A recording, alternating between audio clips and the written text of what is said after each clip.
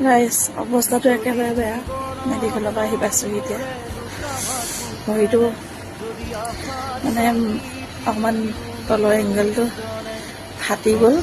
এতিয়া এয়া চাওকচোন, মেডিকেলৰ পৰা আহি পাইছোঁহি। ডক্টৰে বেণ্ডেজ কৰিব দিছিলে, বেণ্ডেজটো নকৰিলেও বৰ অসুবিধা পাওঁ বেণ্ডেজটো কৰিলে মানে, সেইটো কাৰণে এনেই এইটো টেম্পৰাৰী বেণ্ডেজ বুলি কয়, সেইটোকে কৰি আছোঁ। এতিয়া ৰেষ্টত থাকিব দিছে।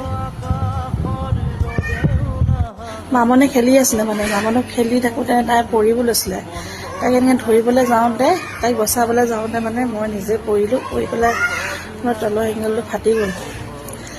মানুহজন আহি পালেহি, ডক্টৰৰ ওচৰত দেখাই মেলি আহিলোঁ। এতিয়া ৰেষ্টত থাকিব দিছে, মেডিচিন খাব দিছে।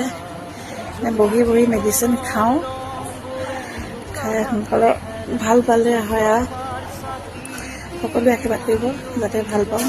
বহুত বিষ, একদম তামাম বিষ। পৃথিৱীৰ যিমান বিষবোৰ আছে চব ভৰিটোতে পৰিছেহি আৰু।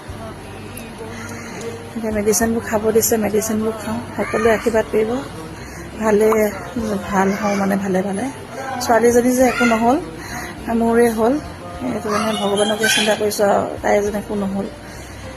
ভগৱানক ধন্যবাদ দিছোঁ আৰু মোকে কৰি পেলাই যেন মই যাতে ক'ব পাৰিম কিবা এটা হ'লেও